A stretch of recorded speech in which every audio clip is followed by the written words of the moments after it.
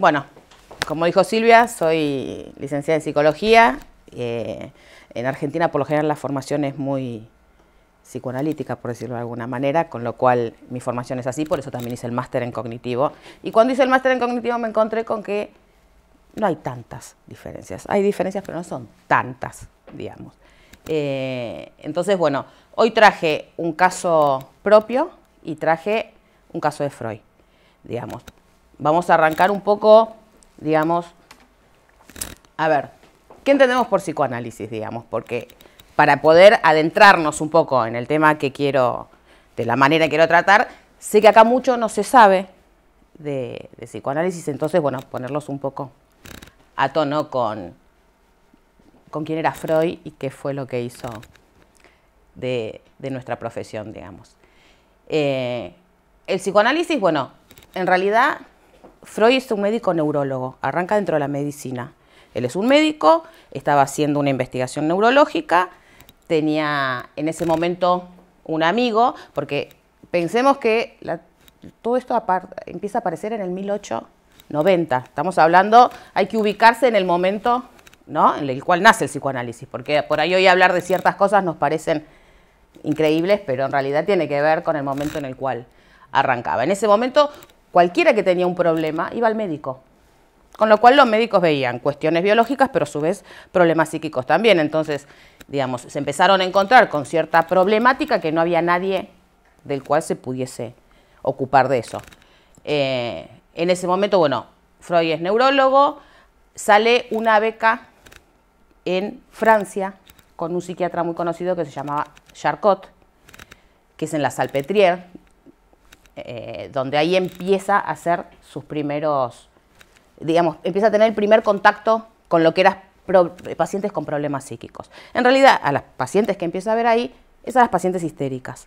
Digamos, que las pacientes histéricas eran pacientes, se les decía histéricas, porque lo veían como solamente un problema femenino.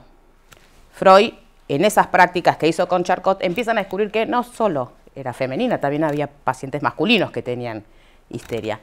Pero bueno, no me quiero ir mucho ahí. Cualquier cosa que quieran me interrumpen y me preguntan y les voy aclarando. Si leen algo que no entienden, me lo dicen. Digamos, principalmente de lo que trata el psicoanálisis es de la existencia del inconsciente, que es lo que Freud descubre. No quiero ir más adelante y quiero ir más paso a paso porque así lo van entendiendo mejor. Pero digamos, ese es el gran descubrimiento que hace el psicoanálisis, que hay un lugar más allá. ¿Cómo se llega a eso? A ver, un poco de historia, para que lo vayan viendo. En el 1881, no sé por qué, en 1938 sí, pero en 1881, es donde él se recibe de médico. Ahí dice, en el 1885, no puede ser porque me equivoqué ahí, ¿sí? ¿Pasa? No, por favor. Él recibe la beca para realizar estudios en París y ahí es donde lo conoce a Charcot. Lo que se encuentra él en estas, Charcot las llamaba sesiones clínicas, donde hacía presentaciones de pacientes frente a un montón de médicos. Lo que él empieza a ver ahí, Charcot, una de las técnicas que empezaba a utilizar era la hipnosis, que la misma que conocemos hoy, empezó ahí.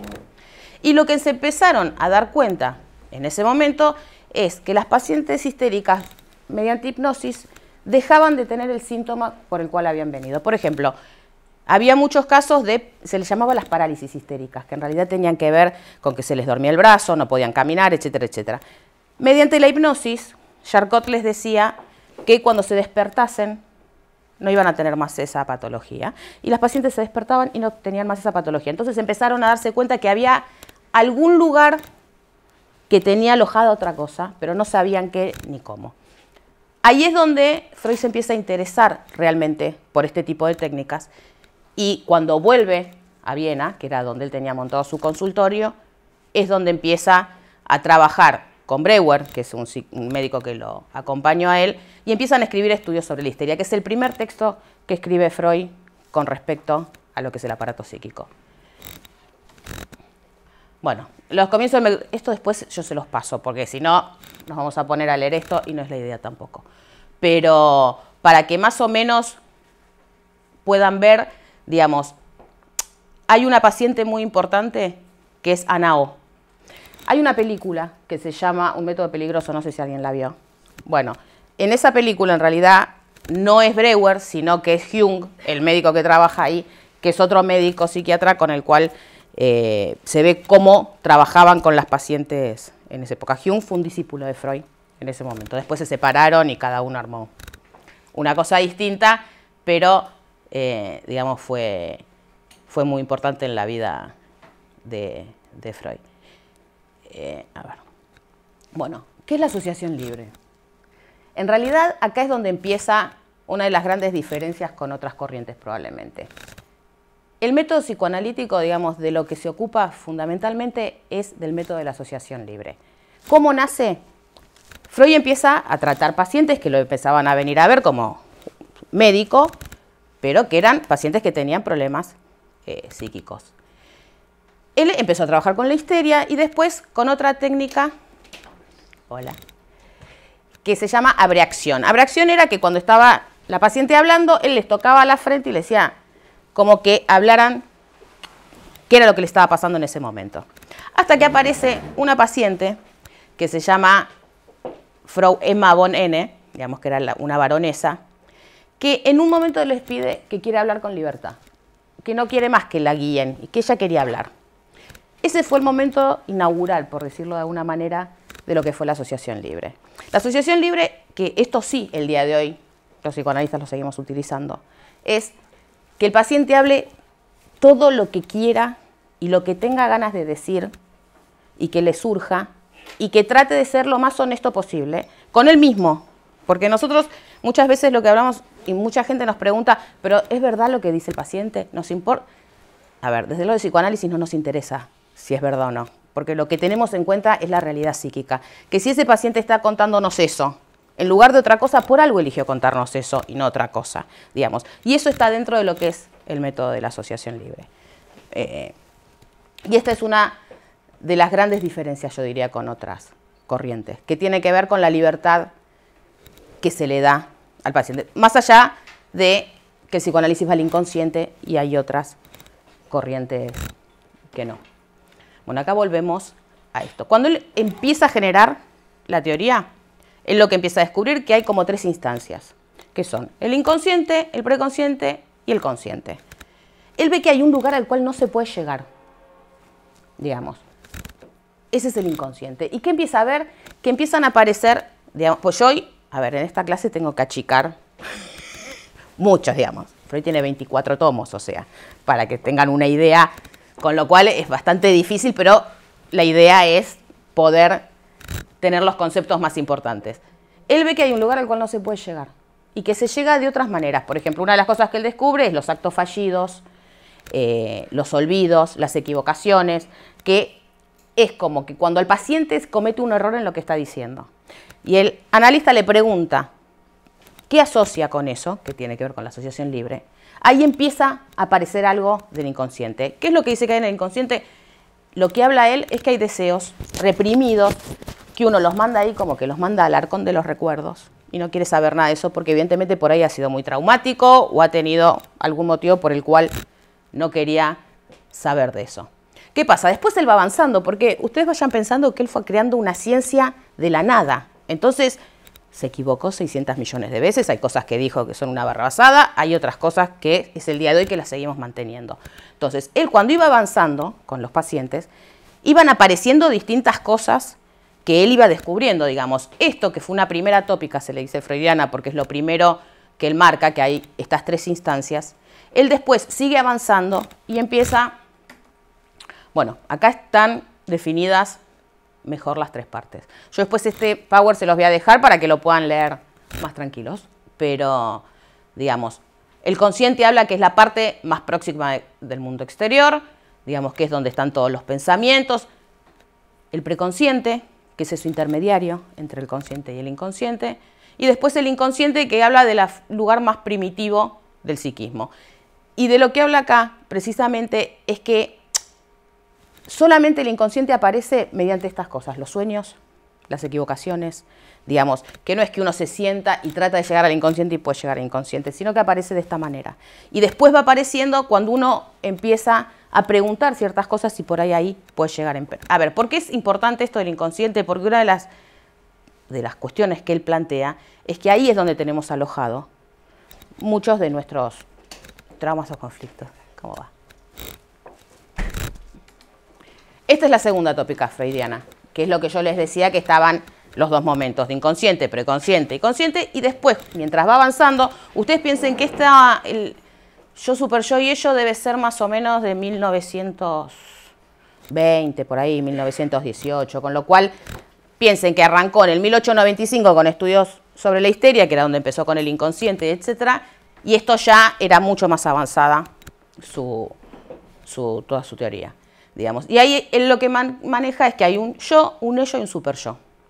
Si esto lo tendríamos que asociar un poco con lo que veníamos diciendo antes, el ello sería el inconsciente, el super yo sería el preconsciente y el yo la parte más consciente. Ahora, no es absolutamente, o sea, no es que hay un paralelismo entre las dos cosas, sino que él encuentra como que estas instancias son tres instancias que están en el aparato psíquico, digamos.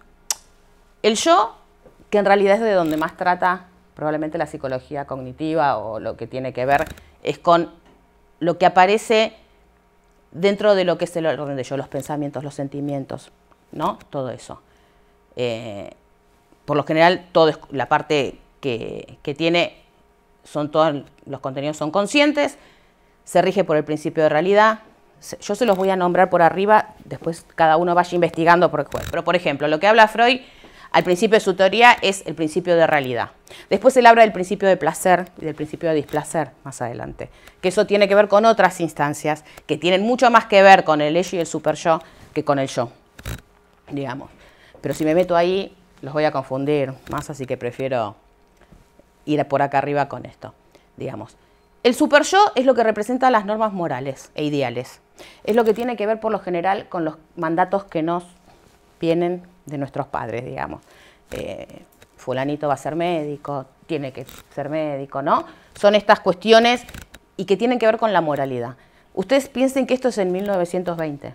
La moral en ese momento es muy distinta a lo que hoy consideramos como moralidad, digamos. Lo que fue, a ver, uno de los textos más importantes de Freud es Tres ensayos a una teoría sexual, que es la teoría de la sexualidad. Que todo el mundo piensa que en realidad los psicoanalistas nos quedamos con la teoría sexual. No, el psicoanálisis fue avanzando. Lo que en ese momento ocupaba un lugar la teoría sexual, hoy no lo ocupa la teoría sexual, hoy lo ocupa otro tipo de cuestiones que en el caso clínico lo van a ir viendo. Porque, ¿a qué se refiere eso? Digamos. Pero en un primer momento, lo traumático, lo que era tabú, en el 1900 era todo lo que tenía que ver con la sexualidad. Hoy estamos en otro momento completamente distinto y lo ocupa otra cosa, ese lugar. Digamos. Y el ello es ese lugar que se está denominado por el principio de placer, que era lo que decía antes, digamos. Es la base de la personalidad, contiene todos los instintos y recibe su energía de los procesos corporales. ¿Qué quiere decir esto? Que las sensaciones que tenemos en el cuerpo, por lo general, es ahí donde se terminan alojando, donde tenemos ciertas asociaciones. Bueno, aquí seguimos explicando. Ven lo que puse ahí. A través de las fases se va constituyendo la identidad.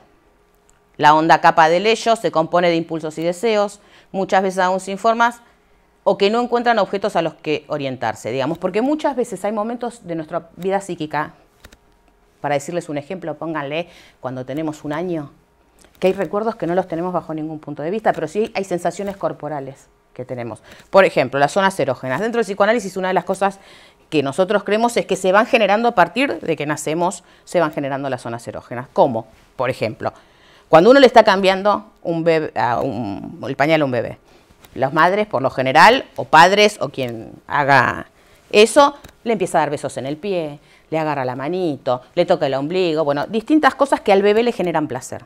Eso ya se empieza a introyectar en la vida psíquica, digamos. No es que eso no quede en ningún lado. Con lo cual, muchas veces después repetimos cosas que no sabemos de dónde y probablemente tenga que ver con eso, digamos. Por eso cada uno tenemos un modo de gozar absolutamente distinto. Entonces, hay gente que le gusta el dedo gordo del pie derecho y vos decís, pero ¿cómo puede ser ese dedo? Bueno, evidentemente tiene que ver con estas primeras impresiones, digamos. Bueno, yo acá les quise dar más o menos cuáles son los conceptos introducidos por el psicoanálisis. Los que están en negrita, digamos, son los más importantes. La asociación libre, que les digo. La atención parejamente flotante. ¿Qué significa eso? Una de las cuestiones que hablan es si los psicoanalistas, cuando estamos con los pacientes, anotamos, no anotamos, qué es lo que hacemos. Bueno, de lo que habla Freud es de la atención parejamente flotante. ¿Qué significa? Que si uno muchas veces se pone a escribir, por ahí hay cosas que se le pierden de escuchar. En cambio, cuando uno está escuchando, algo le resuena y sobre todo, si se dedican a lo que es clínica, va a haber momentos donde van a escuchar algo que ustedes no saben por qué están escuchando eso. Pero le van a decir al paciente, acabas de decir, no sé, rojo. ¿Por qué rojo? Y parece absolutamente tirado de los pelos lo que estás diciendo. Pero evidentemente la experiencia hace que ese rojo algo tiene que ver. Y probablemente el paciente te dé una respuesta que a vos te deja más fría todavía de por qué la preguntaste, digamos. Y eso tiene que ver con este escucha distinto que uno va teniendo, que tiene que ver con la atención flotante de la que habla él. Complejo de castración, complejo de Edipo, si entramos ahí se van, pero lo que plantea Freud, que más o menos en los 5 primeros años de vida son donde formamos lo que es nuestro aparato psíquico y nuestra sexualidad. El complejo de castración y el complejo de Edipo tienen que ver con eso, pero no me voy a meter ahí porque es complicado. Cualquier cosa, si después me quieren preguntar, nos quedamos y lo hablamos, pero no nos vamos a ir. Bueno, deseo, yo creo que ese es el concepto fundamental del psicoanálisis. Tiene que ver con el deseo. Quédense con eso, después lo vamos a retomar. Bueno, fantasma también, inconsciente, la libido. ¿Qué es la libido? Es la energía sexual que tenemos, pero no sexual de sexualidad. Sexual por la energía que tiene, digamos. No es que cuando hablamos de energía sexual tiene que ver con la sexualidad que conocemos. No, sexualidad tiene que ver justamente con este empuje que tenemos que tiene que ver con una energía psíquica, mejor dicho, tiene que ver con la sexualidad, no tiene que ver con lo sexual de cada uno. Bueno, neurosis. ¿Qué es lo que habla el psicoanálisis? El psicoanálisis separa, digamos, lo que es la psicología cognitiva, por ejemplo, habla de trastornos. Dentro del psicoanálisis de lo que se habla es de neurosis, psicosis y perversión. Son las 3 estructuras psíquicas que divide el psicoanálisis. Dentro de lo que es neurosis está la histeria, la neurosis obsesiva, la fobia. Dentro de la psicosis es lo que es la locura, digamos, lo que se llama la locura viene a ser la psicosis. Y después la perversión viene a ser lo que es masoquismo, sadismo, pero no el masoquismo y sadismo como goce sexual, sino importante. La realidad psíquica, que es esto del aparato psíquico. Síntoma, que es uno de los conceptos también fundamentales dentro de lo que es el psicoanálisis.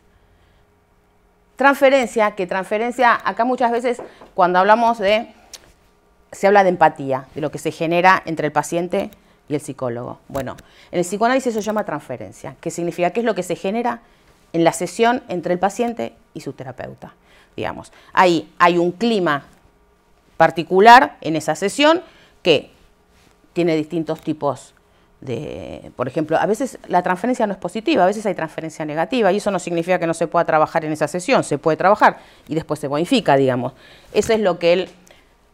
Después hay otros post-freudianos, hay otros psicoanalistas muy importantes. Yo hablo de Freud porque fue el que creó el psicoanálisis. Ahora, después hay otros psicoanalistas muy famosos y muy conocidos, desde Jung hasta Lacan, que fue, digamos, de la escuela francesa, que es uno de los más contemporáneos, digamos, pues se murió en 1970, que, de acuerdo a mi propio punto de vista, también fue un tipo que tuvo muchas cosas acertadas, muchísimas, y también tuvo muchas pifiadas, digamos. Pues llega un momento determinado donde, si uno es absolutamente radical en lo que hace, termina haciendo lío, y bueno, Lacan terminó haciendo algunos líos. Pero también hubo cosas muy importantes que dijo, digamos, y una de las cosas, sobre todo, que incorporó Lacan, que se los digo así al pasar, es el sentido de las palabras. O sea, lo que dice él habla de lo simbólico. Lo simbólico tiene que ver que las palabras tienen mucho peso. Entonces, eso nos atraviesa a lo largo de toda la vida. No es lo mismo a un niño que le dicen, no sabes qué es lo que vas a hacer, no sos un tonto, no ves que sos un tonto, no puedes hacer nada. Bueno, ese sos un tonto va a ser mella ahí en esa criatura. Y en todo lo que tiene que ver con el significante es Lacan el que lo incorpora. Bueno, síntoma. ¿Por qué a este le di tanta importancia, digamos, a este concepto que introduce Freud? Sobre todo porque dentro de, como yo cuando planteé de hacer esta clase, lo que quería era las cosas que se diferenciaban y se ponían en concordancia con lo cognitivo y con la parte de psicoterapia, digamos. La discrepancia principal es que no se define una estructura psíquica solamente por el síntoma, que es la diferencia con lo que viene a ser los otros tipos de psicoterapia, que a veces tiene que ver con el saber médico, digamos, con el saber del psiquiatra. Digamos, muchas veces el psicoanálisis es algo por lo cual no se rige por el DSM, digamos, no le da bolilla al DSM, realmente. Ahora, ¿por qué? Porque cree que lo único que hay ahí es una definición de síntomas. ¿Y qué pasa después? Está bien, tenés esos síntomas. ¿Y qué hacemos con eso? Entonces, esa es una de las grandes diferencias. Por eso puse lo del síntoma, porque me parece que ahí es donde arranca una de las grandes diferencias entre una. El síntoma no se refiere a, por ejemplo, la angustia, ¿no? Que muchos hablan, se centran en eso para generar un trastorno. Digamos, Freud hace otra cosa con esto. Digamos, la discrepancia principal, por eso, no es clínica sino conceptual. Mientras que para la psiquiatría los síntomas son indicadores subjetivos que apuntan hacia los signos objetivos de una enfermedad, para el psicoanálisis el síntoma es la expresión subjetiva de un conflicto inconsciente. Más precisamente es aquella formación que posibilita la expresión de lo que se ha reprimido y retorno que ocurre para la realización de fantasía inconsciente. Bueno, esto igual, ahora en el caso lo vamos a ver mejor. El síntoma se encamina a dar cumplimiento a un deseo inconsciente. Por eso les decía que antes con el concepto del deseo, que tuvieran en eso hincapié, porque justamente una de las cosas que plantea el psicoanálisis es que lo que se cumple en el síntoma es un deseo inconsciente, que después tendremos que ver cuál es y a qué se refiere, porque a partir de eso podemos llegar a trabajar y que eso pierda consistencia. O sea, una de las frases más famosas de Freud es que el síntoma no desaparece en uno cuando va a hacer terapia. Lo que cambia es la intensidad. O sea, si uno tiene una característica ansiógena y sale a la calle y hay ciertas situaciones que le dan miedo, no es que ese miedo no lo va a sentir nunca más. Ese miedo no lo va a imposibilitar, lo va a seguir sintiendo, pero de otra forma mucho más lábil, por decirlo de alguna manera. Acá, diferencias y similitudes entre las corrientes, los que le decía antes. Como ven en el gráfico yo puse este que es el típico, la típica manera en la cual se presentan las psicoterapias y del otro lado el psicoanálisis. Como verán puse los mismos colores en situación, pensamiento, sentimiento, acción. ¿Por qué? Digamos, lo que se le llama situación en lo cognitivo, en el psicoanálisis se llama suceso traumático, que es el episodio que pasó que despertó algo en nosotros. Eso genera un síntoma para lo que es el psicoanálisis. La diferencia es que dentro del síntoma están los pensamientos, los sentimientos y la acción. Por ejemplo, dentro de lo que es la neurosis obsesiva, que es lo que les decía antes de la estructura psíquica de Freud, está el tema del, por ejemplo, ¿qué es lo que le pasa al obsesivo? El obsesivo es un tipo que duda todo el tiempo, duda, tiene culpa, digamos, hay un montón de sensaciones que tienen que ver del orden del pensamiento. ¿Cuál es la diferencia con la histeria, digamos? ¿Por qué hace estas cosas? Bueno, la histeria lo que plantea él es que tiene que ver con una cuestión conversiva. La histeria es la que manda al cuerpo, es la que somatiza, es la que tiene ciertas cuestiones corporales. A ver, el sujeto encuentra en el síntoma una satisfacción o un deseo que desconoce, deseo que viene del orden del inconsciente. Se trata de encontrar ahí cuál es el deseo que se satisface en ese síntoma y que el sujeto logre reconocerlo y apropiárselo y que de alguna manera le abra camino en ese momento al trauma. Pierde intensidad, que es lo que se decía antes, y el sujeto se posiciona diferente frente a él. Sería el reconocimiento de su propio deseo. Ahora en el caso lo vamos a ver mejor. ¿Qué quiere decir eso? Bueno, este caso, yo igual ahora lo voy a pasar porque voy a ir al mío, pero para que vean un poco, este caso es de Freud y es de Estudios sobre la histeria, es de 1895, por ahí. A ver, es una paciente que en realidad se la manda, creo que fue Bereuer también el que se la mandó, que se presenta con dolores en las piernas y dificultades para caminar. Esa es la sintomatología que tiene. Ustedes piensen que en ese momento se iba al médico por eso. Freud era médico, digamos. Más allá de ser después psicoanalista, digamos, él era médico. Por lo tanto, este tipo de dolores eran por eso que iban a verlo a él. Digamos, lo que empieza a ver que, bueno, porque hay distintos momentos en lo que es el análisis que hace Freud de esta paciente. Acá Freud ya utilizaba lo que era la asociación libre, digamos, y las hacía hablar, etc. A ver, la historia familiar. No sé, ¿quieren que vaya o quieren que vaya al mío, al más actual? Esto en realidad lo plantea para que vean que la metodología ya aparece desde el 1905, ponele. Bueno, este es otro, y este lo traje, pero después se lo quedan ustedes, que también en esa época, ataque de pánico, lo que hoy se conoce como ataque de pánico no existe ahora, existió toda la vida, digamos. Lo que pasa que en este momento, Freud, toda la respuesta que daba a los traumas tenían que ver con una cuestión sexual. Eso después se fue modificando. Bueno, este es el caso que les traje yo. Bueno, esta es una paciente mía, que se llama Marisa, tiene 26 años, y llega a consulta porque dice que está triste, desganada, con ataques de angustia, y ella dice que tiene que ver con una relación reciente con una ruptura. Bueno, entonces, empezamos a tener las distintas entrevistas. Entonces todo lo que pongo acá son las cosas que empiezan a aparecer durante las entrevistas.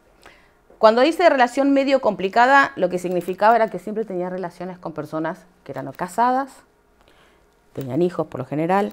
En este en particular, era casado y tenía 2 hijos, la persona con la cual estaba. Él es quien la deja, porque ella se encarga, pongo así entre comillas, ahora van a ver por qué, de que su mujer se entere de esta relación. Ella igual reconoce que él nunca le mintió y que le dejó en claro que no iba a separarse, digamos. No fue que estaban juntos y él era alguien que... No, él siempre dijo, puso muy claras las cosas. Cuando le empiezo a preguntar, bueno, ¿por qué lo hizo? ¿Por qué llegó a ese momento de hacerlo? Dice que no sabe, no tiene ni idea. La manera en la cual hace que la mujer se entere no es menos significativa, digamos, por eso la estoy marcando. Se hace un perfil falso de Facebook, donde subía artículos que vendía, digamos, con un nombre ficticio, y se va haciendo amiga de las amigas de la mujer. Hasta que, en un momento determinado, empieza a subir fotos también de ella y su amante, digamos. ¿Qué pasa ahí? Bueno, se terminan enterando las amigas, termina enterándose la esposa. Cuando empiezo a preguntar acerca de todo esto, empieza a aparecer que no es la primera pareja que tiene, que ya tenía una relación, digamos que por lo general las relaciones o casualidad todas tenían otra pareja, o una pareja, no otra pareja, digamos, ella nunca era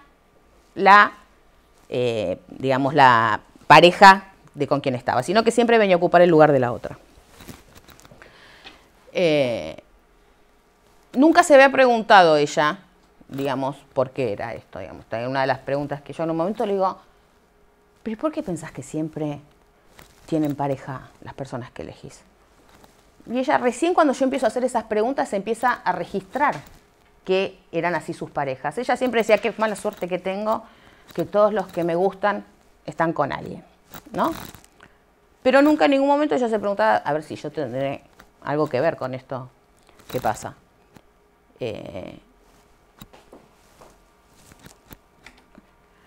La historia familiar. Bueno, Marisa es la hija mayor en una familia, tiene 2 hermanos más chicos, su papá y su mamá viven juntos y según ella tienen un matrimonio normal, digamos. Todavía vive con sus padres y trabaja en el negocio familiar. Junto a ellos tienen una joyería y venden joyería del por mayor. La relación con su papá es bastante compinche, no sé acá cómo le dicen, yo puse colega, no sé, ¿colega? Sí.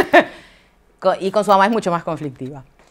Eso sí, es bien acá, la define como una quejica. en realidad nosotros decimos como una quejosa, que se quejaba de todo, era lo que decía de la madre.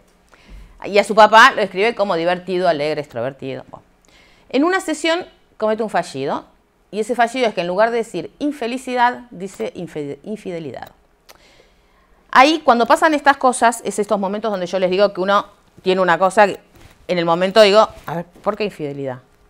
¿Y qué asociás con eso vos? A ver, ¿qué asociás? No le decís, ¿qué se te ocurre con esta palabra? ¿A dónde te lleva? Bueno. Al principio lo asocia con esto de que en la infidelidad, que ella está siempre en una posición donde existe la infidelidad por parte de sus parejas, pero después aparece un recuerdo, que ahí es donde aparece el momento del tratamiento, donde empiezan las cosas a aclararse un poco. Ella está buscando información para el colegio, en su computadora, en su ordenador, y se corta la luz en la casa. Entonces ella se va, a ver, esto yo se los pongo acotado, no fue que en la sesión me lo dijo así, todo tan ordenadito, ni tan prolijito, digamos. Se fue anotando todo. Ella se empezó a acordar que un día estaba en su casa, que se había cortado la luz, bueno, va a la portátil del padre y el padre tenía abierto el Facebook de él.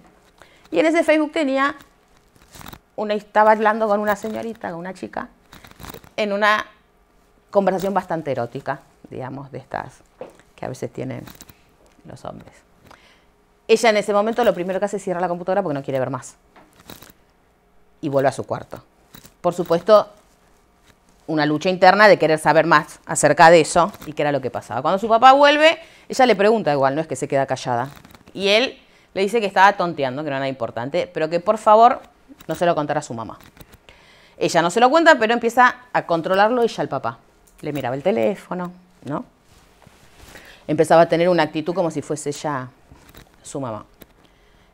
Y encima escondidas, lo cual eso le daba todavía una cuestión. Esto pasa cuando ella tenía más o menos 12 o 13 años, esto que estoy contando. Hasta en un momento determinado, el papá le promete que la iba a dejar, pero a su madre le dice que por favor no se lo cuente y se lo hace prometer. Por supuesto, ella le hace caso hasta que empieza análisis y después de análisis se viene la bomba atómica. A ver, no tanta bomba atómica porque la madre tampoco era tonta y la madre también lo sabía, digamos, pero bueno, era el trabajo de análisis. A ver, ¿qué es lo que fuimos, trabajando juntas en ese momento? A ver, lo que ella necesitaba, ¿por qué ella elegía siempre estas parejas que tenían a otra persona? Lo que ella buscaba era siempre ocupar el lugar de la otra, ¿pero para qué? Porque en realidad ese lugar era el que el padre deseaba. El papá no tenía un lugar con la madre de un lugar de mujer deseada. La mujer deseada siempre lo tenía la otra, con lo cual la identificación que ella tiene es con ese lugar, no con el lugar de hija. ¿Qué pasa? Esto es lo que les quería marcar, digamos.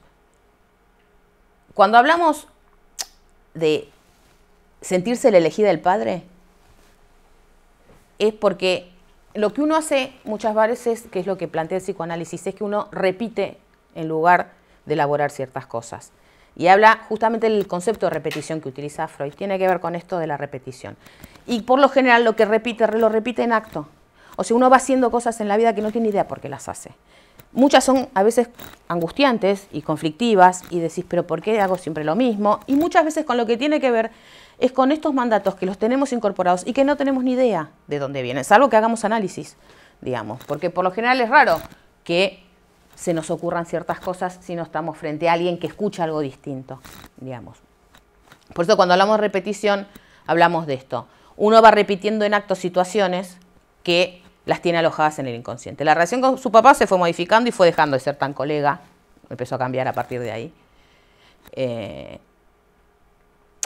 Porque también empezó a ponerse en un lugar más de identificatorio con la madre en ese momento. Empezó a poder bajar a este papá, porque encima este papá lo tenía idealizado, con lo cual lo que el papá deseaba era palabra santa. Entonces, ese lugar que el padre quería era el lugar que a ella le interesaba realmente ocupar. Ese fue cambiando.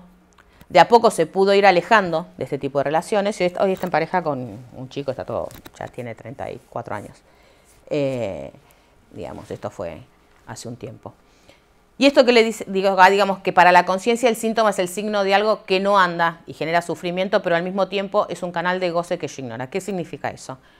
Lo que eso quiere decir es que, por ejemplo, en este caso en particular, ella cuando elegía a personas que tenían pareja, lo que ella en definitiva estaba buscando es que la terminaran eligiendo a ella en determinado momento. Ahora que tampoco le gustaba que dejaran a sus parejas y se quedaran con ella, porque ahí ella ya empezaba a ocupar un lugar primordial para esa persona, y ella justamente lo que quería era ser la otra, digamos, no le servía ocupar el lugar. Ahora, uno lo ve de afuera y dice, pero escuchame una cosa, ¿cómo puede ser que alguien vaya?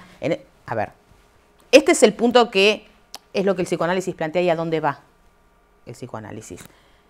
Lo que nosotros tratamos de repetir es algo que parece que es espantoso y terrible, pero que algún tipo de satisfacción nos genera. ¿Cuál es la satisfacción que nos genera en este caso? Porque, a ver, ustedes me dicen, ¿cuál es la satisfacción esta chica encuentra en estar todos con tipos casados o con tipos con pareja?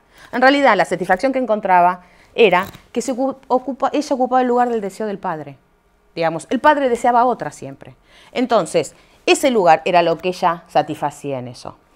A ver, ¿cómo se resuelven estas cosas? No es que por arte de magia, primero que esto no se va dando en 2 sesiones, 3 sesiones, esto es todo un proceso que va a lo largo de las distintas. Porque aparte, ustedes piensen que también en lo que es un análisis, la gente le van pasando cosas en la vida, con lo cual no es que empieza a hablar de esto, a la otra sesión sigue hablando de esto, a la otra sesión sigue hablando de esto, porque van pasando distintas cosas que a veces esto se pierde. No, el tema es del analista volver a ciertos lugares, porque en definitiva también esto es repetitivo, no solamente con nivel parejas. Probablemente, en este caso en particular, y cuando tienen este tipo de cosas, esto se repite en otros ámbitos de la vida. Le costaba ser protagonista en los grupos de amigos, digamos, tenía distintos tipos de relaciones en su vida que estaban marcadas por este episodio. Ahora, a todo el mundo le pega igual, digamos, no sé si no me entienden lo que digo, me preguntan, porque algunos ya me conocen y me entienden, pero otros por ahí no. A todos no les pasa lo mismo. O sea, todos los que descubrieron al papá engañando a la mujer, no les pasa lo mismo que le pasó a esta. ¿Cuál es la diferencia entre unos y otros? Primero, que cada uno somos absolutamente únicos e irrepetibles y todos vivimos las cosas de una manera absolutamente individual. Segundo, que este episodio encontró en lo que vendría a ser, digamos, la infancia, la relación en particular que tenía esta paciente con su papá. Entonces, ¿qué pasa? Cuando sucede este episodio, lo que se resignifica es lo anterior. Entonces, esto toma mucho más fuerza y se termina enquistando. Porque por lo general, siempre los traumas se dan en 2 tiempos. No es que pasa un episodio traumático a los 14 años y eso te atravesó toda la vida. No, si eso no encuentra una relación con algo anterior, que algo anterior puede ser un susto que hayas pasado por cualquier cosa. Digamos, no tiene por qué ser algo que vos asocies absolutamente que es la misma situación que te pasa en el pasado que en el presente. No, digamos. Pero sí, el aparato psíquico alguna conexión hizo. Desde que pudo haber sentido lo mismo, la misma sensación corporal, entonces lo asocia desde ese lugar, que en ese caso, ahora voy a volver al de ataque de pánico, porque ahí, digamos, es donde pasa y se muestran bien estos 2 momentos, digamos, del trauma, como un trauma de un momento después se resignifica en otro, digamos. Entonces, cuando ella empieza a darse cuenta que empieza a ocupar este lugar y que sí era verdad que tenía un lugar de la otra, que el papá no era tan bueno como, que es lo que siempre decimos, a ver, en análisis no significa que los papás son todos una porquería, que hay que, no, o sea, los papás son lo que pueden ser, los que son, y lo que uno tiene que aprender es a convivir con esos papás que tiene, digamos. Por supuesto, por lo general, cuando uno atraviesa un proceso de análisis, hay un primer momento donde son una porquería los padres, después, ¿no? Primero cuando llegan son buenísimos. Mis papás, ¿cómo empezó esta chica? No, tienen un matrimonio bueno, son todos bárbaros. Después empiezan a aparecer cosas y ya no son tan buenos. Y después vuelven a la normalidad y son los que pueden ser, y son los que, por más de que tengamos un montón de diferencias, aprendemos a estar con ellos y amarlos igual, digamos. No, esto es un bluff, esto de que en el psicoanálisis los papás son todos una porquería y vamos a la infancia para defenestrarlos. No. Pero sí lo que sí tenemos es una visión más real. No son ni tan buenos ni tan malos, son lo que pueden ser y tienen equivocaciones como todos, digamos, y justamente una de las cosas que el psicoanálisis apunta cuando estamos con pacientes es a corrernos del lugar de la perfección. Si hay una cosa fundamental que tiene que ver con el análisis es a poder aceptar. En psicoanálisis decimos a que estamos castrados, digamos. A que hay algo que no podemos. Hay un lugar al que no vamos a llegar nunca. Principalmente no podemos porque hay una cosa fundamental que es que nos morimos. Con lo cual, esa es la falla fundamental del ser humano. Por más de que querramos cumplir todos los deseos, tener toda la plata o hacer todo lo que... Hay un momento determinado que algo, alguien, no sé, vaya a saber que nos morimos. Con lo cual, ahí ya estamos por estructura. Entonces, cuanto más aprendemos a conectarnos con que cometemos errores, el otro comete errores, bueno, ahí es como más nos acercamos a la parte de la felicidad. Lo que pasa es que una cosa es decirlo y otra cosa es ir aceptándolo realmente, porque por lo general trabajamos todo el tiempo por la perfección. Creemos que realmente hay una completud, que podemos lograr la completud, que podemos ser completos, y realmente no. Entonces, esa es una cosa, digamos, que por eso muchas veces se dice que atravesar todo un proceso de análisis es doloroso, porque nos encontramos con cosas que a veces no son lindas de encontrar.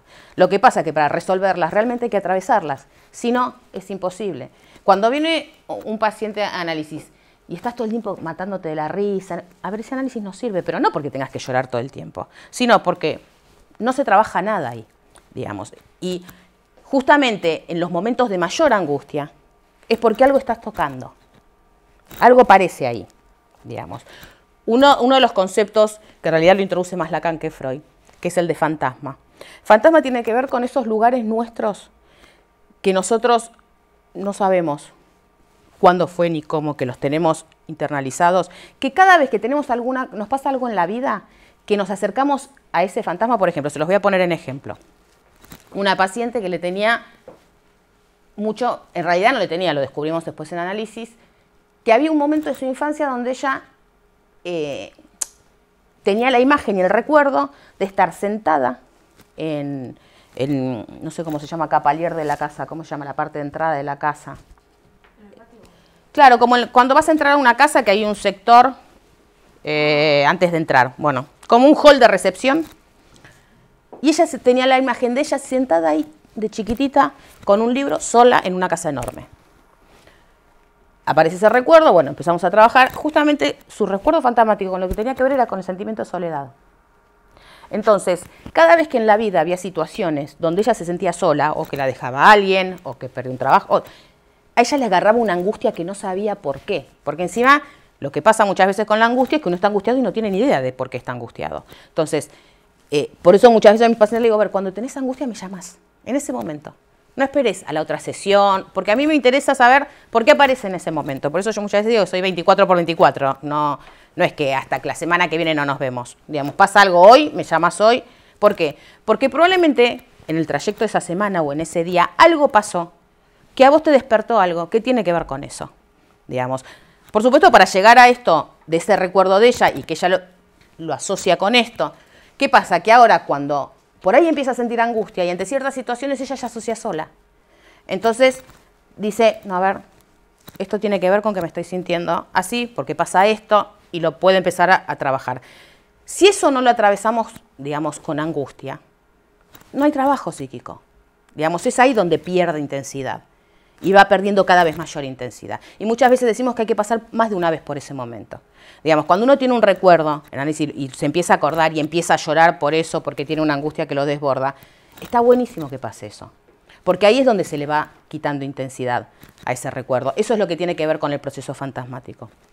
Digamos, en esta paciente en particular, que no lo pongo acá, pero que tiene que ver, digamos, ella es la hija mayor, pero al tener los dos hermanitos más chiquitos, ella siempre quería llamar la atención con el padre, ¿no? ¿Qué pasa? Cuando nacen sus hermanos varones, los hermanos varones, por supuesto con el papá, empiezan a tener... Entonces ella necesitaba y tenía un recuerdo donde ella estaba sentada en una plaza y el padre jugando a la pelota con los hermanos.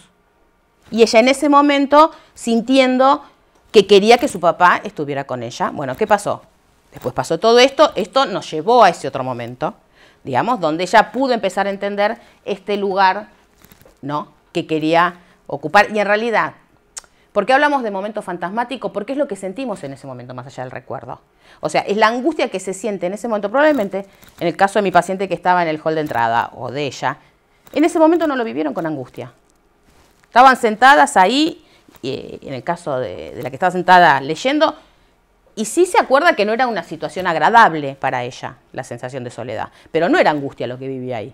La angustia aparece después, cuando se le da sentido a eso que había pasado antes, digamos.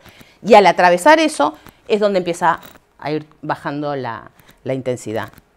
Cuando hablamos esto del deseo inconsciente, a ver, en este caso en particular, pero vamos a ir al anterior, a ver, ¿cómo puedo ir para atrás? Ahí está. Vamos acá a Caterina, para así luego digo los dos momentos del trauma, digamos. El caso de Caterina es muy gracioso porque Freud estaba de vacaciones y viene una chica y como sabe que es médico, le dice que si era médico, si le podía contar lo que le estaba pasando. Entonces los síntomas que le dice es que sufre de los nervios, que por momentos tiene ataques donde le falta el aire, siente que se ahoga, le late muy fuerte el corazón, martillazos en la cabeza, presión en los ojos, siente que se va a morir. Bueno, en ese momento, yo no sé si les dice Freud ataques de pánico, creo que dice ataque de angustia, no sé si no sé si nos pone pánico, la verdad que me tendría que fijar. Bueno, Freud le pregunta si le pasa algo más en esos momentos y dice que ve a alguien, o sea que ve un rostro y que tiene miedo que alguien la agarre de atrás. En ese momento Freud está en la plena elaboración de la teoría sexual. Piensen que está en el 1900, con lo cual todo trauma tenía que ver con lo sexual, etcétera, etcétera. Entonces, y aparte él le transmitía esto a las pacientes, por eso todo el mundo después lo odiaba a Freud, porque era lo más perverso que había diciendo todo esto en esa época. Hoy nos damos cuenta que tan tarado no era, pero bueno.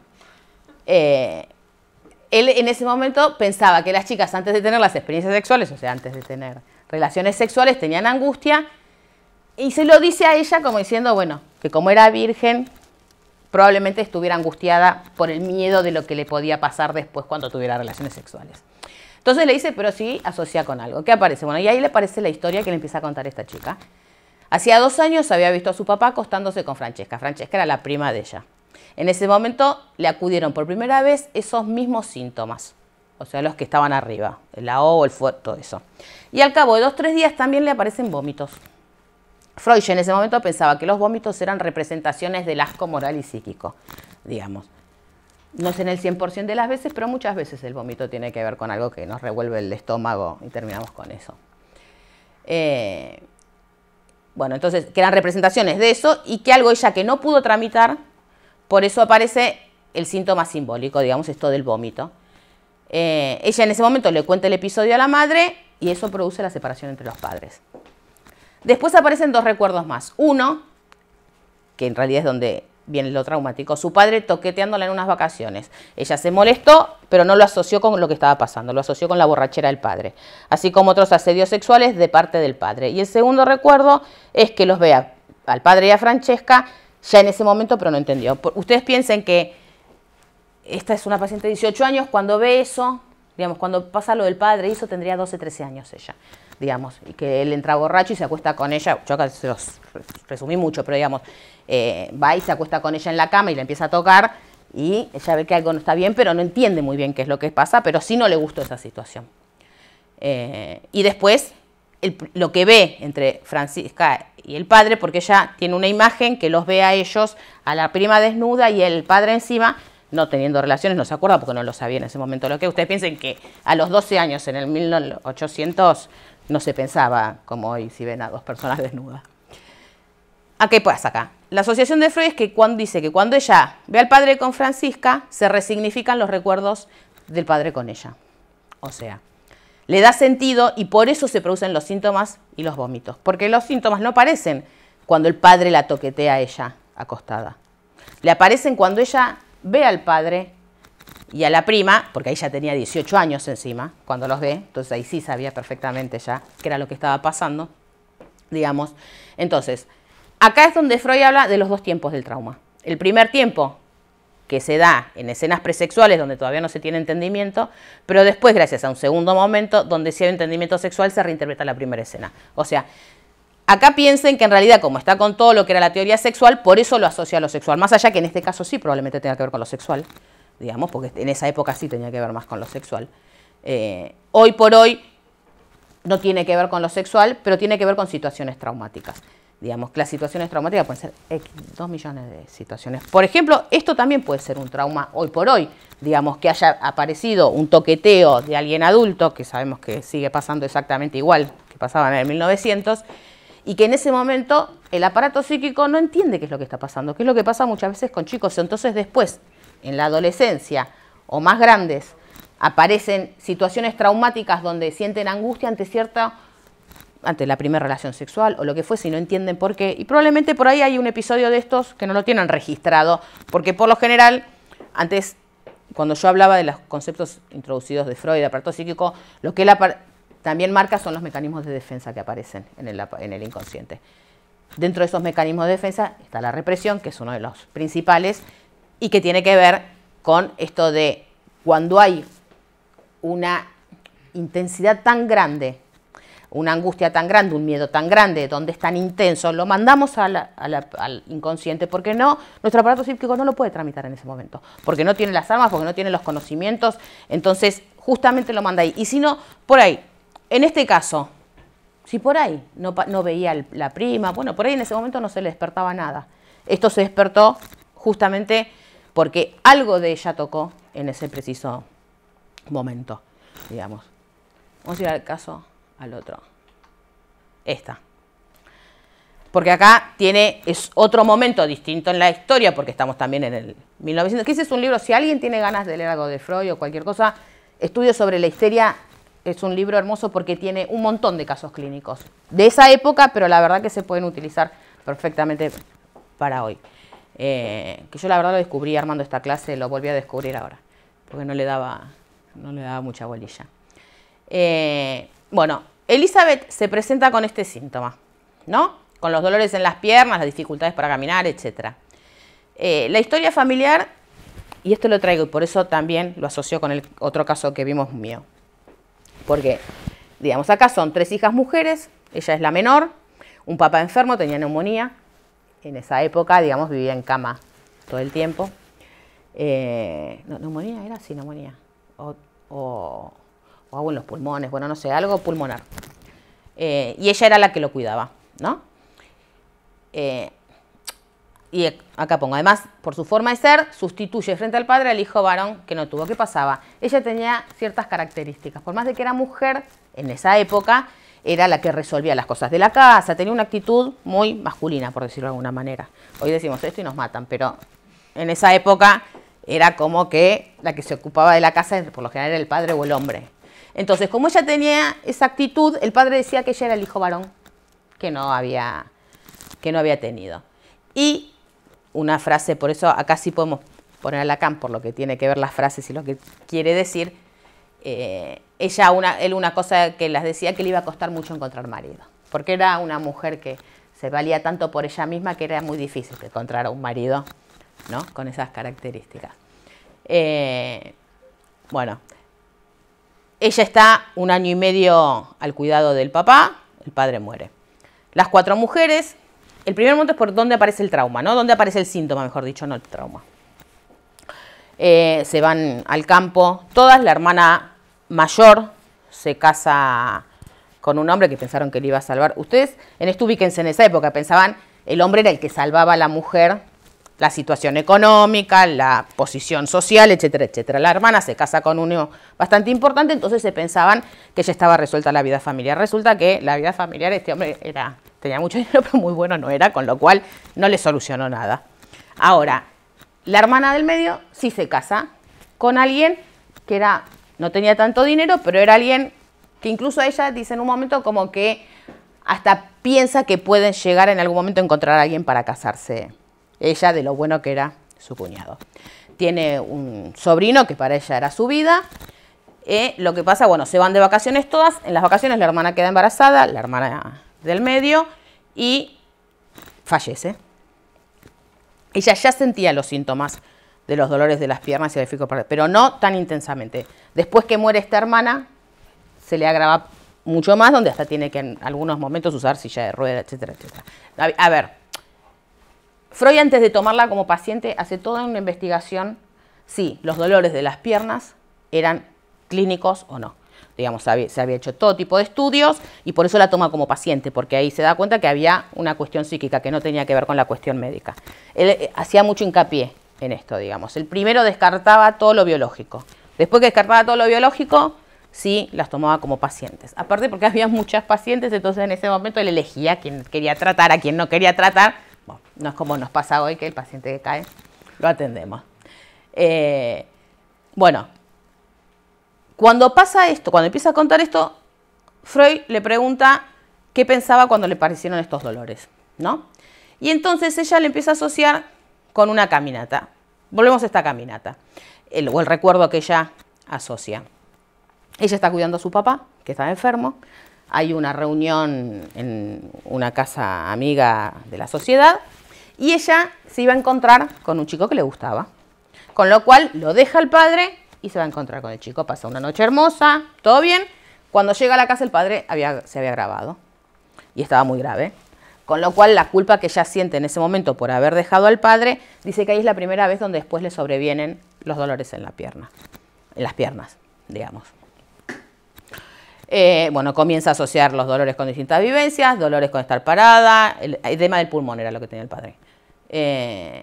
Parada en el lecho de muerte de la hermana, la camioneta en el lugar de... Bueno, ¿qué es lo que aparece en un momento determinado?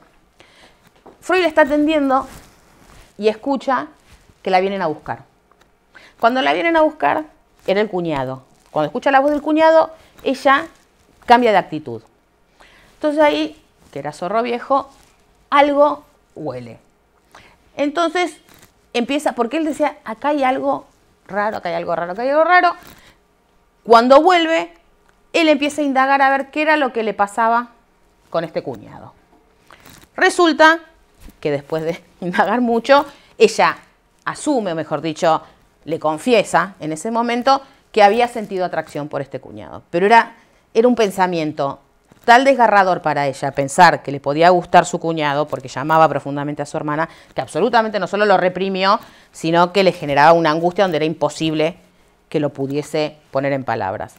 En ese momento, esto igual Freud se lo dice. Dice, lo que pasa es que vos estás enamorada de tu... No sé si así, ¿no? Digamos, pero estás enamorada del marido de tu hermana y ese pensamiento es tan imposible. Ahora, en ese momento Freud lo asocia con una cuestión sexual solamente.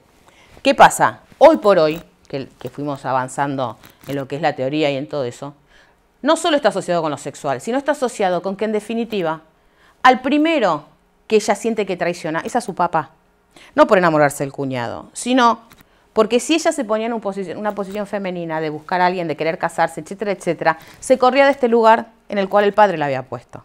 Eso, digamos, es una asociación que hacemos hoy de este mismo caso. En ese momento él lo pone como un conflicto sexual, pero en realidad lo que le estaba pasando ahí era que este mandato del padre, de que iba a ser quien lo iba a cuidar, de que era la que ocupaba el lugar de él en la casa, digamos, cómo se iba a casar si era la que se tenía que hacer cargo de su madre y de sus hermanas y de sus sobrinos, digamos, ese era el punto de ella donde le generaba conflicto. A ver, no es casual el lugar donde pasa, que son en las piernas y en las dificultades para caminar. Vamos a ir. Bueno, acá es la parte de Freud, digamos. Lo que Freud encuentra es que está en el fondo de la neurosis es un anhelar erótico versus la exigencia moral. El anhelar erótico es el deseo hacia su cuñado, la exigencia moral es que eso estaría absolutamente prohibido. El motivo para que sean esos síntomas es defenderse contra las ideas propias que tiene, que van en contra de su ser moral. Y el mecanismo es la conversión. Cuando les dije algo antes, lo de la histeria, justamente en la histeria lo que pasa es el síntoma conversivo. ¿Cuál es?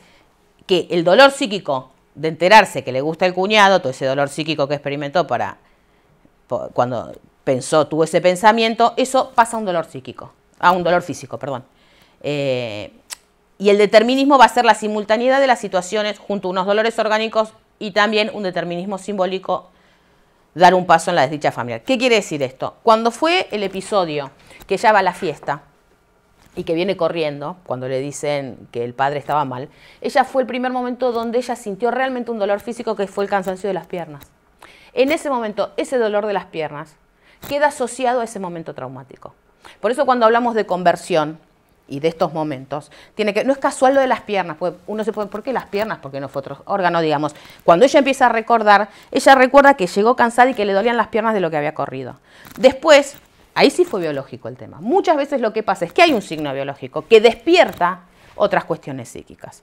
Entonces, por eso no es que no hay que escuchar lo que van diciendo ni el órgano del cual se quejan es cualquiera. Hay que tenerlos en cuenta, porque por lo general una relación tiene. En ese momento, probablemente, aquella ya fue el primer momento del trauma, donde ella sintió que ahí ya estaba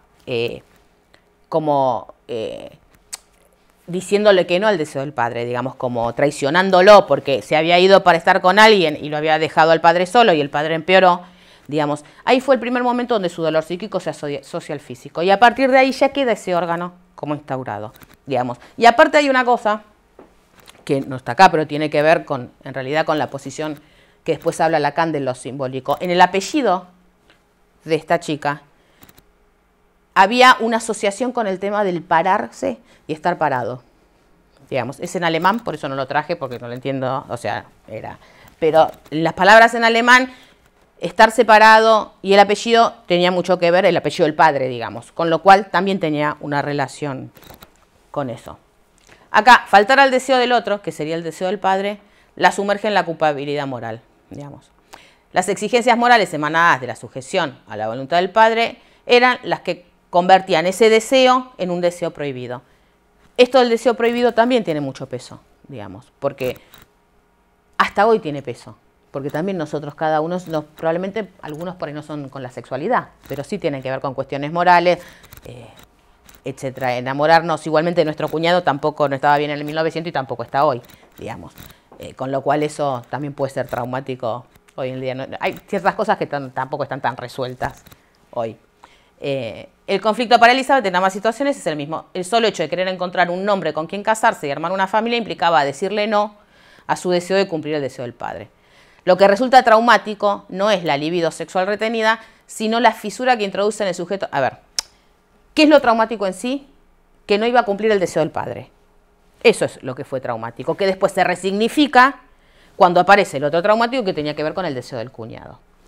El caso a ver, Freud le plantea esto a ella, por supuesto, se enoja terriblemente, lo manda a freír mondongo y no va nunca más a sesión, pero después Freud, como era en Viena, se conocían todos, va a una fiesta y le encuentra que está bailando con el que era su prometido en ese momento, con lo cual ahí fue que dijo, bueno, ya está, lo resolvió, ¿viste? Al menos bailaba.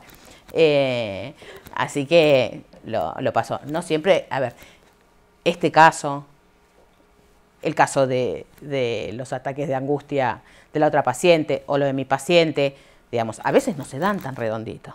A veces se vienen pacientes donde no es que llegamos a esos lugares, digamos, y muchas veces hay pacientes con los cuales, o al menos yo que soy muy ecléctica, digamos, aplico absolutamente otro tipo de terapias, digamos, hay pacientes que son para análisis y hay pacientes que no son para análisis. Si alguien viene con un ataque de pánico, un trastorno de ansiedad y es absolutamente eso y se va ahí al hueso, se trata de otra manera distinta. Ahora, hay otras personas que sí quieren ir más allá. Y cuando se quiere ir más allá, estas son las armas que tenemos para poder ir más allá, digamos. Es ir escuchando otra cosa distinta, digamos. Que hay pacientes con los cuales funciona y hay pacientes que no. Y hay pacientes que están muchísimos años. También está esta otra fantasía de que uno hace un análisis y está toda la vida. Bueno, algunos sí, otros no. Yo sí. Hace mucho que estoy, pero me encanta. Para mí es lo mismo que ir al gimnasio, es una vez por semana, tener mi sesión con mi analista. Es mi único lugar propio mío, que es lo que yo le transmito justo a mis pacientes, digamos. Es el lugar donde yo soy yo, porque no hay amigos, no hay pareja, no hay nadie que ocupe ese lugar donde uno no es juzgado, porque uno cuando está con un amigo no le cuenta siempre todo, porque hay cosas que uno las tiene para uno solo. Y entonces en estos lugares, digamos, por ahí es el momento de sentirte absolutamente libre, que es lo que yo planteo muchas veces con el análisis. Ahora, hay pacientes que no son para analizarlos todo el tiempo, que vienen con una problemática específica, con algo que quieren resolver en este momento, y listo, y se ataca a eso. No vas a ir a preguntarle qué pasó cuando eras chiquitito. No es tampoco esto, porque este es el otro mito que se tiene. Digamos, no, siempre vamos a la infancia, siempre tiene que ver con cuando eras chiquitito, todo. No, a ver, si hay ciertos traumas psíquicos que para resolverlos tenemos que ir a los momentos donde se formaron, sí, también pasa eso. Ahora, ¿todos los pacientes tienen que ir ahí? No, Hay pacientes que van felices por la vida y no tienen por qué ir al psicólogo, digamos. Y hay pacientes que no tienen este tipo de conflictos porque han tenido otra vida mucho más tranquila. Y hay algunos que tienen este tipo de conflicto y nunca van a ir a análisis porque no saben de qué se trata o porque tienen todo el preconcepto de lo que hacemos ahí, que todos hacen diván. No, todos no hacen diván. Diván significa, es el método que utilizaba Freud en ese momento, que hoy también se sigue utilizando a veces, que es el del diván, y él se sentaba en la parte de atrás porque él consideraba que era el momento. Por eso, digamos, cuando uno se pone a pensar en ese momento y hoy, la vida es tan distinta, tan distinta. Él atendía a los pacientes 5 veces por semana. Y sus terapias no duraban 10 años, duraban 2 meses. Pero los veía 5 veces por semana, digamos. Con lo cual, era una cuestión absolutamente constante donde iba resolviendo. ¿Por qué? Porque en ese momento, hoy también está, pero bueno, el saber médico era el lugar que ocupaba una importancia suprema. Entonces, lo trataba como si fuera un médico. Bueno, usted venga hoy, venga mañana, como si tuvieras un resfrío, digamos. Hoy es impensable una cosa así. Hoy no con todos los pacientes se hace diván. Hay pacientes que pueden hacer diván, hay pacientes que no. Hay pacientes que se está frente a frente y se trabaja perfecto. Y hay pacientes con que está mejor que haga diván porque se relaja mucho más. Pero eso tiene que ver con cada paciente. El que quiera poner a los pacientes, que esa por ahí es una diferencia con las otras corrientes, digamos. Para nosotros cada paciente es único. No sirve el mismo cuestionario para todos. Digamos, es único y con ese al que tenés que escuchar es a ese. Porque probablemente ese te puede decir una cosa que se te pierde de otra forma. Ahora, hay pacientes que funcionan solamente dándole un cuestionario. Entonces, la habilidad es la única cosa que van a hacer que ustedes puedan ir cada vez teniendo más habilidad es escuchar pacientes, chicos. Es la única manera. Yo puedo transmitirles un montón de casos propios, pero lo que realmente les va a hacer, primero, amar la clínica, digamos, porque de esto se trata esto, digamos. Lo más lindo que tiene eso es que uno va descubriendo distintas cosas. O sea, no te aburrís nunca, porque cada paciente es absolutamente distinto dentro de la corriente con lo cual los veo yo, porque yo ya escucho a todos de un lugar distinto. Entonces, no te aburrís, porque escuchás a todos de una manera distinta, porque así 2 pacientes tengan papás locos, no les pasó lo mismo a esos pacientes. Entonces, ya ahí es absolutamente interesante, porque vas escuchando desde un lugar distinto. Y lo único que va a ir haciendo, que vayan adquiriendo cada vez esto que les digo, la escucha distinta, es escuchar pacientes. Es la única manera. Yo creo que uno de los conflictos que hay acá es que no hay mucha práctica. Digamos, no hay muchos lugares donde se pueda hacer práctica, donde se pueda escuchar pacientes, digamos, ya sea de acompañante o propio, digamos, para hacer lo que es la especialización, no hay muchos lugares, porque ese es el lugar donde uno, y después lo que te va pasando es que uno no va sabiendo por qué dice ciertas cosas en análisis. Una de las cosas que plantea Frija, que a veces, porque lo que más se le critica a psicoanálisis es que no es científico, que no hay validación científica, etcétera, etcétera, etcétera. Ahora, que el psicoanálisis funciona, se los puedo asegurar. Con validación, sin validación, me digan lo que me digan, el psicoanálisis funciona. Puro y duro. Es así. Y el que no, yo lo invito a estar con pacientes y te puedo asegurar que, a ver, que no en todo funciona, no, seguro, en todo no funciona. Hay gente en la cual no funciona para nada, porque no quiere hacer análisis, porque también tiene que ver con qué querés hacer vos con vos. ¿Entendés? Hay gente que estoy angustiada, quiero que me saques la angustia y se terminó. Y hay otros que no, hay otros que, ¿por qué tengo la angustia? No quiero que me la saques ahora, no la quiero sentir más. Que esa es la diferencia, digamos. Al vos ir más allá, es otra posición en la cual te parás en la vida. Los que atravesamos un análisis no estamos en el mismo lugar que cuando empezamos análisis, porque atravesamos durante el análisis todo un montón de situaciones que yo no soy la misma que cuando empezó análisis. Ahora me dicen, ¿por qué tanto mi análisis? Bueno, el mío, más allá que yo soy psicólogo y también superviso con mi analista, y a su vez yo superviso a otros psicólogos, digamos, porque en la vida me fueron pasando distintas cosas, porque crecí, porque me casé, porque fui mamá, porque soy profesional, porque me van pasando distintas cosas que me van haciendo posicionar en la vida en distintos lugares, y no significa que yo voy a mi psicólogo y le pregunto, ¿y qué hago ahora? ¿Qué hago con esto? No, no significa eso. Significa que voy y digo, me está pasando esto y esto. No sé por qué me estará pasando esto. Por aquello, será por esto, ya, o sea, y soy yo la que voy haciendo todo el autoanálisis de lo que va pasando. Entonces hace que las angustias que tenía en otro momento hoy no sean tan angustias, digamos. Pero eso es porque voy atravesando distintos momentos. Ahora, yo me gusta hacer esto porque a mí me gusta. Me gusta trabajar de esta manera también porque me resulta muy interesante que cada paciente sea único y me divierte y es como que ves películas todos los días, digamos. A los que nos gusta el cine también tiene que ver un poco con esto. Pero tiene que ver también con salir de un esquema, digamos, no es esquemático esto. No es esquemático. Y va a haber pacientes que vas a sentir una frustración terrible porque por más de que quieras hacer lo que... A ver, una de las características que tiene el paciente obsesivo, ¿no?, es que es siempre lo mismo, y lo escuchas siempre lo mismo. Y le decís, no, bueno, ahora podrías hacer esto, aquello, lo otro. No, y vuelve otra vez con lo mismo. Entonces llega un momento que decís, por favor, que no venga más. ¿Me entendés? Que no venga más, pues ya no lo aguanto más. ¿Pero por qué? Porque en realidad es terrible porque el sufrimiento que tienen, no pueden salir de esa posición. Hasta que, después de un determinado momento, hacen un clic. Que muchas veces los que atravesamos un análisis hacemos clic y no sabemos cuándo lo hacemos. Es muy raro que un paciente salga de análisis y te diga, esta sesión fue. A partir de ahora me siento distinto. No, empezás a actuar de determinada manera y te empezás a dar cuenta que esta paciente, por ejemplo, las que le decía la del papá. No fue que terminamos a hablar a eso y a la otra sesión fue y eligió a alguien soltero. No, digamos, después de un tiempo se empezó a encontrar ella que estaba eligiendo cosas distintas. Pero no fue una cosa que de un planteo, no, listo. Porque muchas veces, esa es una de las grandes diferencias, la voluntad no aparece. No es que porque uno... Yo soy muy crítica, no sé qué pasará acá, del libro El Secreto. Digamos, todos lo saben, lo odio con toda mi alma, porque me parece que le hace mucho mal a la gente, no bien, digamos. Puesto de uno desea y porque desea se cumple. Tenemos tanta fuerza energética que lo cumplimos. Entonces un papá que se le murió un hijo no lo deseó suficiente, porque se le murió el pobre pibe. Entonces, a ver, que hay energías, que hay cosas que funcionan. Estoy totalmente de acuerdo y también hay cosas que soy bastante esotérica, no es que tampoco soy espiritual. Pero esto del creer realmente que lo que deseamos se hace, que tiene una cuestión de voluntad, que si alguien me dice, no, ¿sabes qué? Tu conflicto es que, no sé, no escuchás mucho a la gente. A partir de ahora tenés que escuchar a la gente. Si fuese tan fácil, salimos a todos, nos dicen qué tenemos que hacer, salimos a la calle y empezamos, pero después nos encontramos con que no es tan fácil ciertas cosas que queremos modificar. No, ¿sabes qué? No le tenés que tener miedo a viajar en avión. Porque, ¿sabes qué? Viajar en avión es una cuestión, ves un montón de aviones en el aire, mira todo lo que hay. Listo, si yo no quiero viajar en avión. Y no puedo, y me agarran unos ataques de angustia terrible. Ahora, hay un momento determinado donde por ahí esa misma persona ve una foto de un montón de aviones en el aire y dice, y ahí eso sí hizo efecto. ¿Entendés? Pero no es una cuestión solamente volitiva. Muchas veces, por más de que querramos, hay cosas que no las podemos modificar. Hay momentos donde sentimos mucha angustia y no sabemos por qué la sentimos.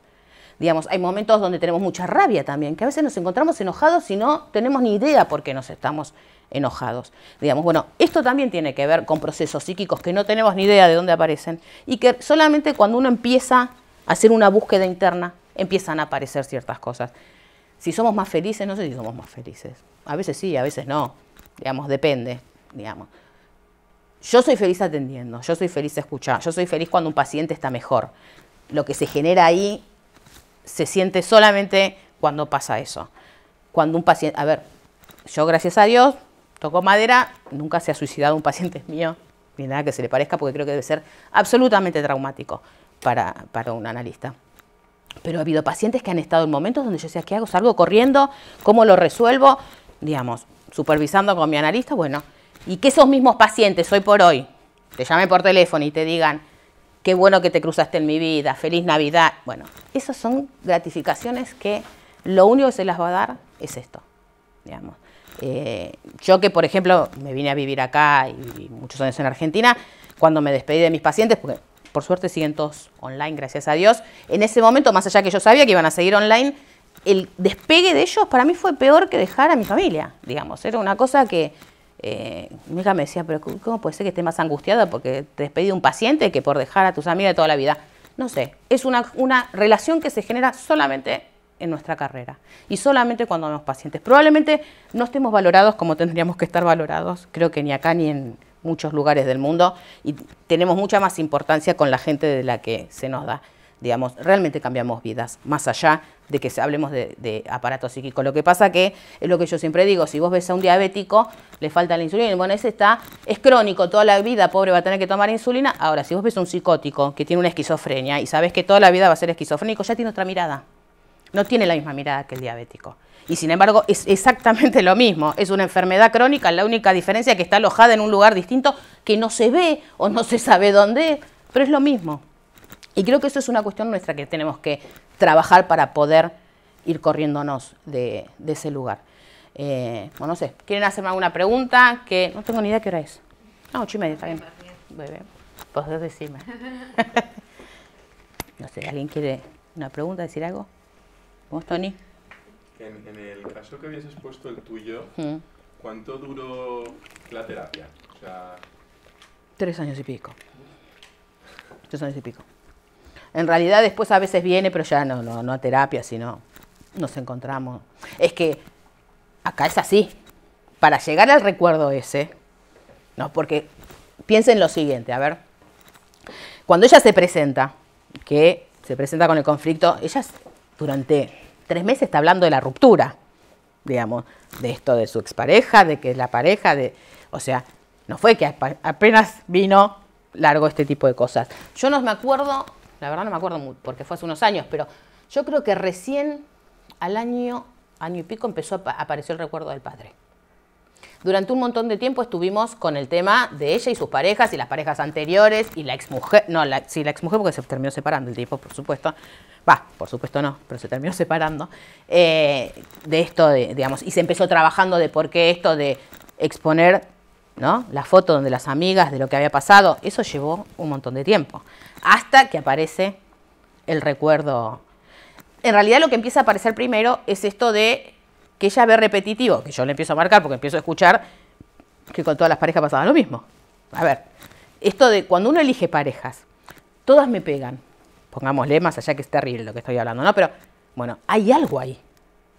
La vida no es, yo siempre digo que no es tanta casualidad, hay más causalidad que casualidad. Entonces, acá hay un lugar muy repetitivo. Si vos, una pareja eras la amante, bueno, una puede pasar, 2, 3, en 26 años, no sé, yo creo que 4 o 5 parejas, todas las parejas habían tenido, era la segunda ella. Y encima siempre era la segunda. No era que a ella le eran infiel. Ella era con quien eran infiel. Entonces, empezó a ser significativo. Entonces, bueno, hasta que pudimos llegar ahí, ella lo pudo empezar a pensar. Y comete este fallido que fue maravilloso, porque cuando escuché ese fallido dije, acá hay tela. Y ella empieza a asociarlo al padre. El recuerdo del padre no apareció en una sesión sola. No es que se sentó y dijo, me acordé que mi papá pasó. No, digamos, fue. Y por ahí, yo me acuerdo que estaba estudiando en ese momento, entonces había dado finales y los había dado mal. Entonces, en la misma sesión vas y venís. Porque también venía con cuestiones semanales y cosas que le iba pasando. Entonces, bueno, está en uno que ya escuchó que ahí había algo, cuando ve la posibilidad, porque tampoco es cuestión de uno forzarlo. ¿No? Yo cuando empezó a aparecer este recuerdo, yo dije, acá está el kit de la cuestión, pero no sirve que yo la fuerce a ella a decirle, ¿sabes qué? O sea, que yo se lo resuelva. Yo muchas veces, digamos, mi paciente me dice, bueno, ¿vos qué pensás? A veces puedo llegar a decir, no es que no, esto también, no es que no les contestamos, no pasa así, pero si sabemos que en nuestra respuesta hay algo que sí les toca de verdad, esa sí no la damos. Porque la necesitan descubrir ellos. Porque que yo le dijera a esta chica todo lo que fue pasando, digamos, el lugar que ella ocupaba frente al padre, etcétera, etcétera, no le hubiese servido a ella. ¿Entendés? Porque se lo doy como un cuento. Entonces sí, puede decir, una de las cosas que Freud decía, dice, presta atención cuando te dicen, no, eso no puede ser. Ahí escucha. Porque cuando te dicen, sí, puede ser, ahí eso seguro no le des bolilla. Ahora, cuando te dicen, no, bajo ningún punto de vista, eso no. Bueno, ahí anotalo, porque algo tiene que ver en ese momento, ¿me entendés? Digamos, entonces, para que ella pueda reconstruir todo esto, aparte en ese tiempo vos pensás que se lo dijo la madre, con lo cual fue toda una revolución familiar también, ¿viste? La madre diciéndole, bueno, sí, no sé si será, porque la madre evidentemente lo sabía, que lo que había pasado, lo que pasa, igualmente la culpa que ella sentía, que nunca la había admitido, pobre, porque no los vivenciaba así, de haber sido cómplice del padre. Porque acá el problema no es que el padre haya sido infiel. El padre puede ser infiel, pueden separarse, no separarse, pero el lugar en el que la puso a ella fue lo complicado. Porque la puso en el lugar del no decírselo a la madre.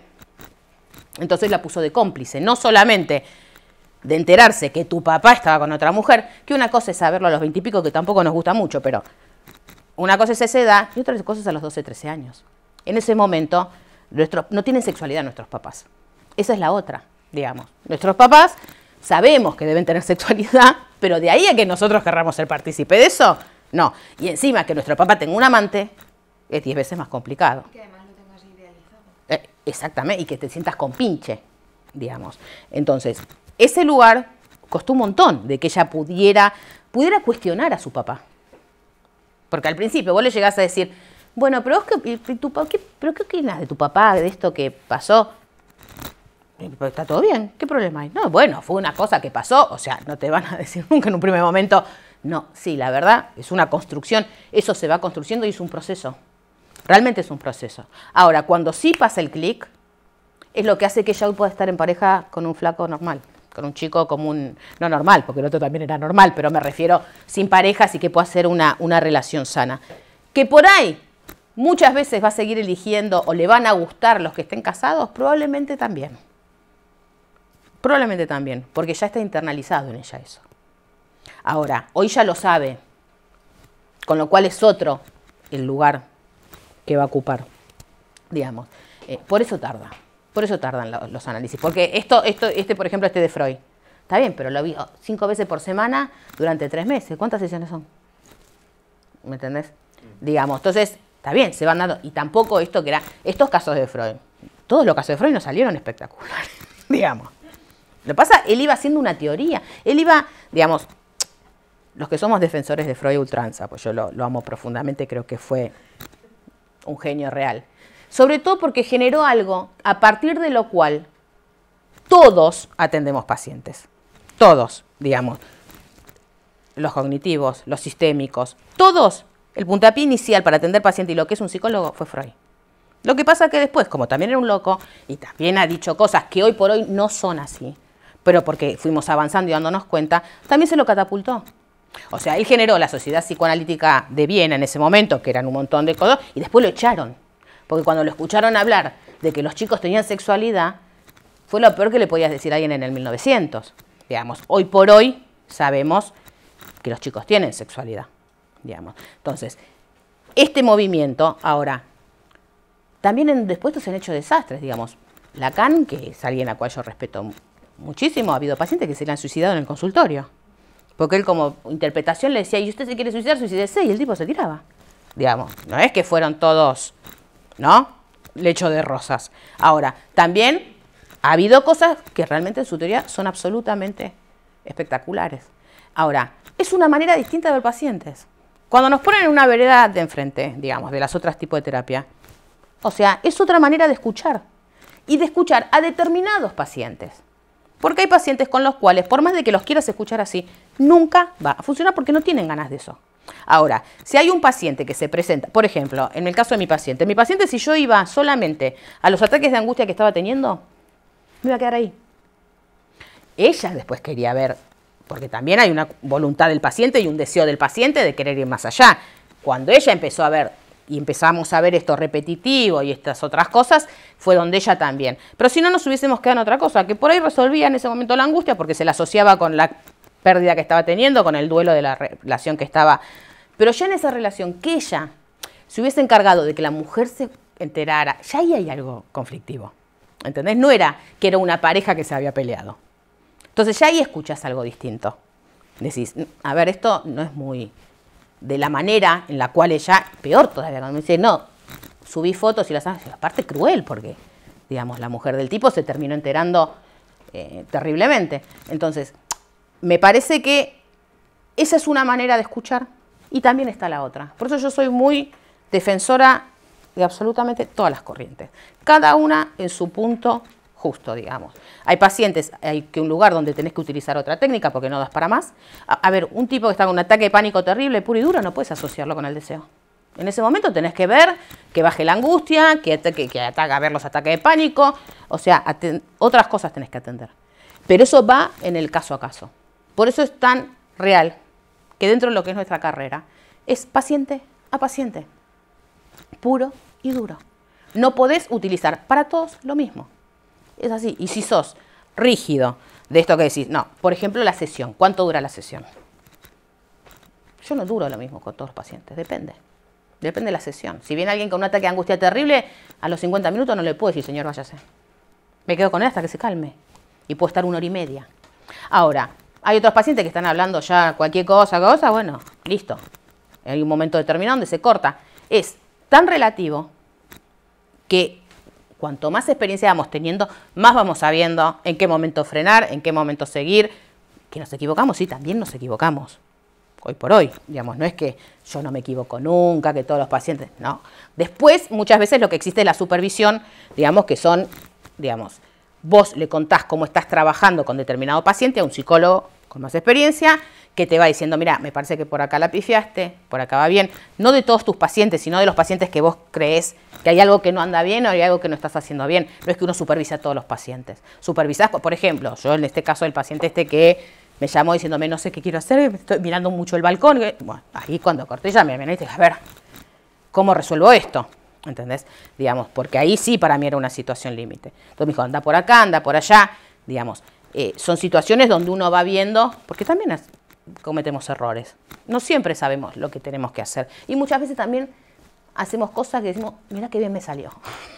Decimos una palabra, ¿me entendés? Que decís, ¿cómo puede ser que esto que se me ocurrió? Bueno, una de las cosas que decía Freud, que tenía que ver con la transferencia, que una de las cosas que se pone en juego con los pacientes en análisis es los dos inconscientes.